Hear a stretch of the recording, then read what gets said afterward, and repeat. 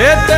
తెల్లని పాలధారలల్ల పల్లె తెల్లారుతుంటదిరా గుళ్ళోని గంటలు కాడెట్ల మెడలోన చెంటగా మోగుతూ ఉంటాయిరా నాగలి భుజాన పెట్టుకుంటే దోస్తులు చెయ్యేసినట్టేరా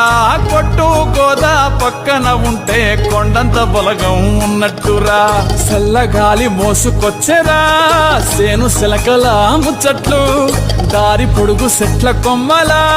రాలుతున్న పూల సప్పట్లు గట్టి మోపులు కాల్వ కట్టులు చెమట సుక్కల్లో తడిసిన ఈ మట్టి గంధాల పల్లెటూరు దీని తీరే